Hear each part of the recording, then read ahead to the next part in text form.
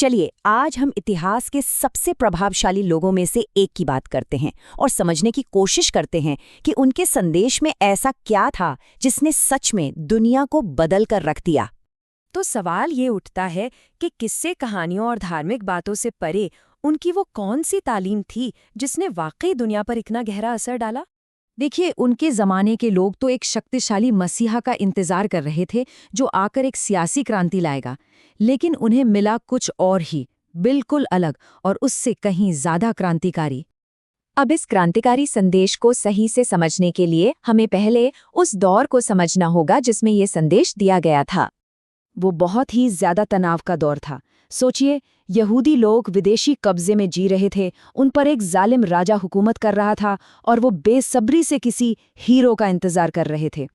तो सबकी आस इसी पर टिकी थी कि दाऊद जैसा कोई महान राजा आएगा जो कब्जा करने वालों को खदेड़ देगा और अपने राष्ट्र को फिर से खड़ा करेगा।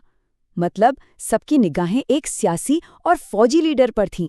लेकिन किसी महल से कोई राजा नहीं आया, बल्कि आया एक साधारण सा कारीगर, एक मजदूर जिसने जिंदगी की मुश्किलों को बहुत करीब से जिया था। और उनकी गहरी समझ वहीं से आई, आम लोगों के बीच रहकर, उनके साथ काम करके। तो सवाल ये है कि नासरत के इस बड़ाई ने अपने इन विचारों को, जो दुनिया बदलने वाले थे, लोगों तक पहुंचाया कैसे? किसी मुश्किल फलसफे से नहीं, बल्कि सीधी सादी कहानियों से। उन्होंने दृष्टांतों का इस्तेमाल किया, मतलब रोजमर्रा की जिंदगी से जुड़ी कहानियां, ताकि मछुआरों से लेकर किसानों तक हर कोई गहरी से गहरी सच्चाई को आसानी से समझ सके। और उनका कहानी कहने का अंदाज देखिए, कितना कमाल का था। पहले कोई जानी पहचानी बात कहो, फिर उसमें एक ऐसा मोड़ लाओ जिसकी किसी ने उम्मीद न की हो, और उसी हैरानी के पल में एक बहुत बड़ी सच्चाई सामने रख दो। आगे बढ़ते हैं, क्योंकि ये सिर्फ अच्छी अच्छी कहानियां नहीं थीं, ये उस समय के पूरे सामाजिक और धार्मिक ढांचे के लिए एक सीधी चुनौती थी। जैसे कि ये कहानी जो एक आम से दिखने वाले खतरे से शुरू होती है, लेकिन एक बहुत बड़े सवाल का जवाब देने के लिए माहौल तैयार करती है। आखिर मेरा पड़ोसी कौन है?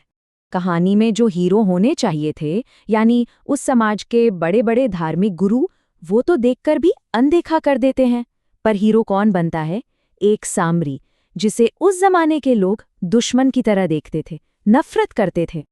अब सोचिए, इस कहानी का असर क्या हुआ होगा। ये तो एकदम चौंकाने वाली बात थी। इसने लोगों के लिए अपना और पराया की पूरी परिभाषा ही बदल दी। या फिर ये कहानी सुनिए। एक आदमी के दो बेटे थे। छोटे ने अपने पिता से कहा, पिताजी, मुझे संपत्ति का मेरा हिस्सा दे दीजिए। उस समाज में ये मांग करना पता है किसके बराबर था? जैसे कोई अपने पिता से कह रहा हो, आप मेरे लिए मर चुके हैं। और एक बार फिर कहानी सारी उम्मीदों को पलट देती है।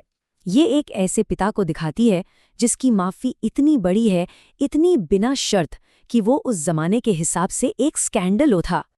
तो यहाँ सबसे जरूरी बात पता है क्या है? ये संदेश सिर्फ कुछ नैतिक बातें नहीं थी, ये एक खतरनाक दावत थी, एक ऐसा बुलावा जिसने सीधे सीधे सत्ता में बैठे लोगों को चुनौती दे दी।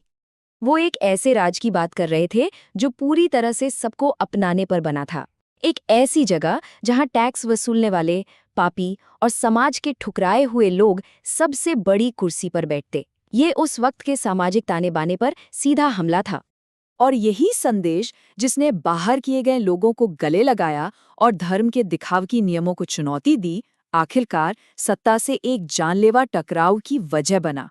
उन्होंने अपनी पूरी तालीम का निचोड़ एक आखिरी बहुत ही दमदार कहानी में रख दिया, जो इस बारे में थी कि असल में आस्था क्या होती है।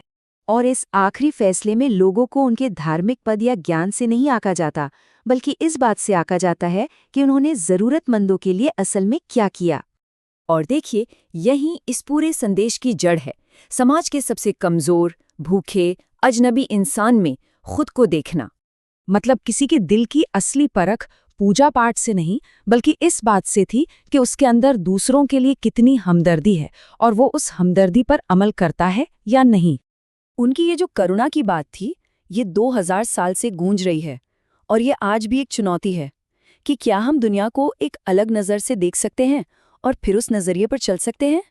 आखिरी सवाल मानने या न मानने का नहीं है, बल्कि कुछ करने का है। कोई इस पर कैसी प्रतिक्रिया देता है?